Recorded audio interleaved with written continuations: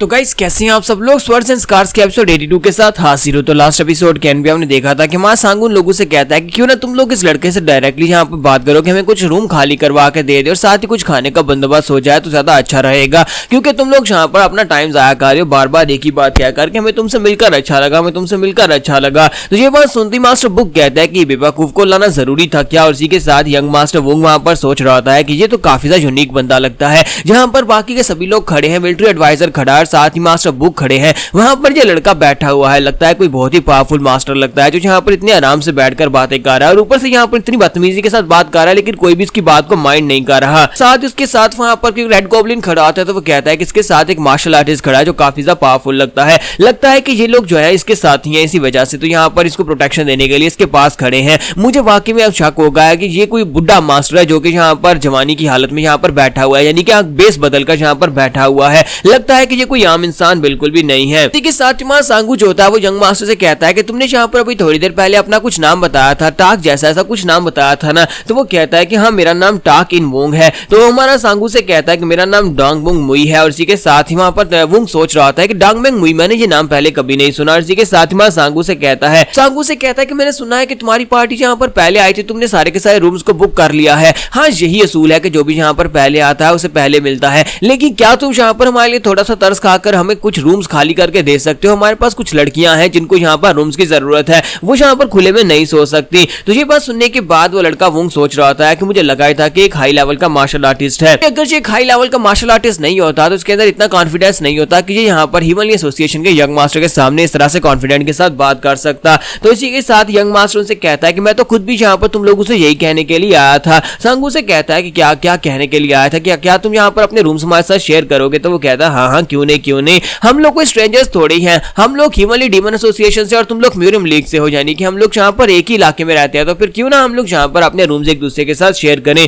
हम लोग यहाँ पर तुम्हें रूम्स देंगे। काफी सारे रूम्स हैं जहाँ पर मैं अपने सोल्जर्स को बाहर भेज दूंगा और तुम लोग उन रूम्स में जाकर अपनी लड़कियों को सुला सकते हो। सांगू काफी ज्यादा खुश हो जाता है और कहता है कि मुझे यहाँ पर ये बात काफी ज्यादा अच्छी लगी, अब मैं यहाँ पर बड़े आराम से सो सकता हूँ, मुझे यहाँ पर खुले में सोना बिल्कुल पसंद नहीं है। साथ ही वो उसकी तारीफ भी करता है और उसे कहता है कि मुझे लगता है कि तुम अपनी लाइफ में काफी कुछ अचीव करोगे, अगर तुम इसी तरह से यहाँ पर दूसरों का भला करते रहे तो लाइफ में तुम्हें काफी कुछ नई चीजें सीखने को मिलेंगी। तो टाकिंग वुंग जो है वहां पर चुपचाप खड़ा होता है, जब किसी के साथ ही सांगू पीछे की तरफ मुड़ जाता है। जब वो वहां पर जाने लगता है तो इसी के साथ ही वुंग कहता है कि मुझे लगता है कि ये बहुत ही पावरफुल कोई मास्टर है। और साथ ही उसे कहता है कि प्लीज यहाँ पर मुझे एक बात तो बताएं, मैं यहाँ पर आपका नाम जो है वो याद नहीं कर पा रहा, तो क्या आप मुझे निकनेम बता सकते हैं कि आपका निकनेम क्या है, क्योंकि यहाँ पर कोई ना कोई निकनेम तो आपका जरूर होगा। ग्रेट मास्टर, मुझे लगता है आपका निकनेम यहाँ पर कोई बहुत ही खास होने वाला है। तो मां सांगू वहीं पर रुकता है और कहता है कि निकनेम वो क्या होता है। तो ताकि वो उनसे कहता है क्या तुम्हारा कोई निकनेम नहीं है, मुझे तो यहाँ पर तुम्हारे निकनेम के बारे में नहीं पता, डांगबैंग मुई का नाम मैंने पहले कभी सुना नहीं है, इसी वजह से मैं तुमसे पूछ रहा हूँ तुम कौन सी ऑर्गेनाइजेशन या फिर कौन से ग्रुप के मेंबर हो।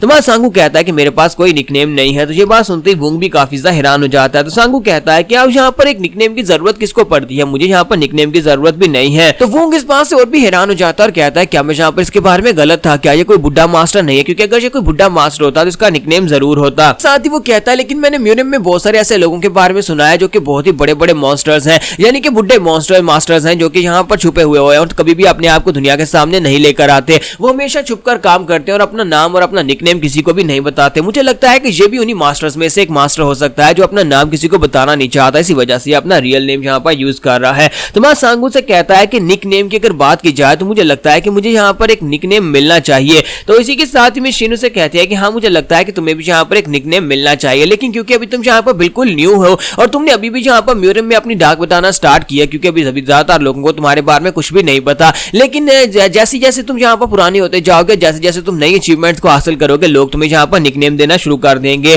तो ये बात सुनने के बाद वुंग हैरान होकर सोच रहा था कि क्या इसने यहाँ पर ये कहा कि तुमने अभी भी यहाँ पर स्टार्ट किया, इसका मतलब यह है कि ये कोई बुढ़ा मास्टर नहीं है। तो हमारा सांगू कहता है कि मुझे लगता है कि यहाँ पर निकनेम होना ही चाहिए, जैसे कि यहाँ पर मेरे दोनों गार्ड, जैसे कि एक का डेथ रीपर और दूसरे का रेड गॉब्लिन है, इसी तरह मेरा भी तो एक निकनेम होना चाहिए। तो डेथ रीपर उसे कहता है कि पास में जब मैं एक असैसिन हुआ करता था उस वक्त मुझे जज ऑफ डेथ एंड लाइफ कहा जाता था, लेकिन उसके बाद जब मैं तुम्हारे फादर से मिला तो उस वक्त से मुझे डेथ रीपर का नाम दे दिया गया, तो अब से मैं यहाँ पर डेथ रीपर के नाम से जाना चाहता हूँ। हमारा वुंग जो होता है जब सुनता है कि इसका नाम तो डेथ रीपर है तो वो कहता है कि इसके बारे में तो मैं अच्छी तरह से जानता हूँ, ये महान असैसिन है जिसे गोजिन को मारने के लिए भेजा गया था, यानी कि यहाँ पर इसने बहुत सारे ऐसे कारनामे किए जिसकी वजह से इसे याद रखा गया है। इसके अलावा सिर्फ इतना ही नहीं, बल्कि 10 ब्लड्स में से एक मास्टर जो थे वो वहां पर इसको मारने के लिए गए थे। मास्टर बाई रियोंग अपनी आर्मी अपने स्क्वाड को लेकर जब वहां पर से मिलिट्री एडवाइजर को किडनैप करने के लिए लेकर गए थे, डेथ रीपर ने उस पूरी की पूरी टीम और 10 ब्लड में से मास्टर बाई रियोंग दोनों को मार डाला था। तो मा सांगू कहता है कि मुझे यहाँ पर इस तरह का कोई नाम चाहिए जो कि बहुत ज्यादा फैंसी हो। सेक्टर के लीडर ने एक बार मुझे कहा था कि मैं द बेस्ट इनविंसिबल गार्ड हूँ, लेकिन इसके बावजूद मुझे ये वाला नाम ज्यादा पसंद नहीं है। तो वो उसकी बात सुनने के बाद और भी हैरान होकर कहता है क्या तुमने अभी भी यहाँ पर क्या कहा कि तुम एक गार्ड हो? तो मा सांगू कहता है कि हाँ मैं यहाँ पर एक गार्ड हूँ, मैं बैकडोर के ऊपर एक गार्ड हूँ, सिर्फ गार्ड नहीं बल्कि द बेस्ट इनविंसिबल गार्ड। तो वो उसकी बात सुनने के बाद कहता है कि प्लीज मुझे माफ करना, मैं यहाँ पर तुम्हें पहचान नहीं पा रहा, क्या तुम मुझे अपनी एज बता सकते हो कि तुम्हारी इस वक्त एज कितनी है? तो सांगू कहता है कि तुम मेरी एज क्यों जानना चाहते हो? अच्छा ठीक है बता ही देता हूँ, मेरी एज 21 है।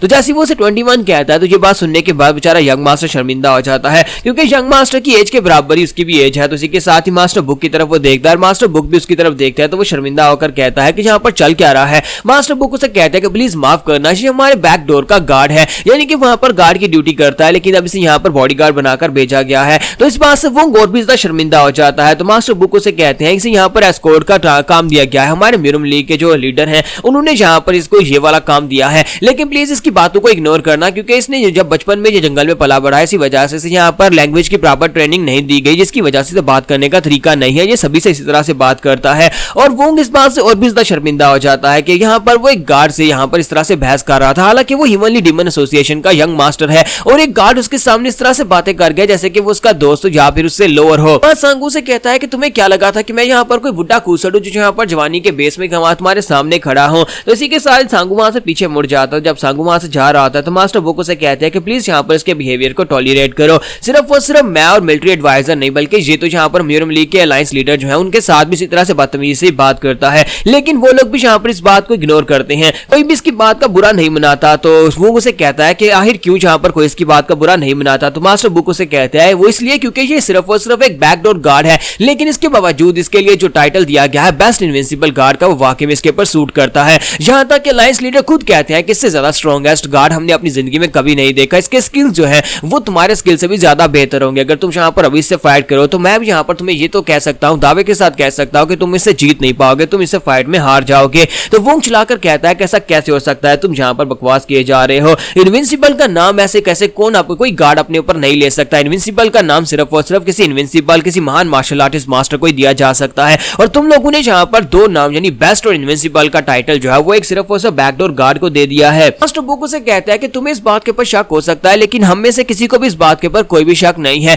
कि ये बेस्ट इनविंसिबल गार्ड है, क्योंकि हम लोग अच्छी तरह से जानते हैं, हमने इसके कारनामे देखे, इसी वजह से हमें इस बारे में अच्छी तरह से पता है। वो उसकी बातें सुनने के बाद काफी ज्यादा गुस्सा आ रहा होता है, क्योंकि वो यहाँ पर एक गार्ड से इतनी सारी बातें सुनने के बाद यानी कि गार्ड ने उससे इतनी बदतमीजी से बात कर ली और वो यहाँ पर से चुपचाप तो नहीं जाने वाला। तो यहाँ पर हम लोग अपनी एपिसोड 82 का एंड करेंगे और नेक्स्ट एपिसोड में हम लोग वूंग और सांगू की फाइट देखेंगे।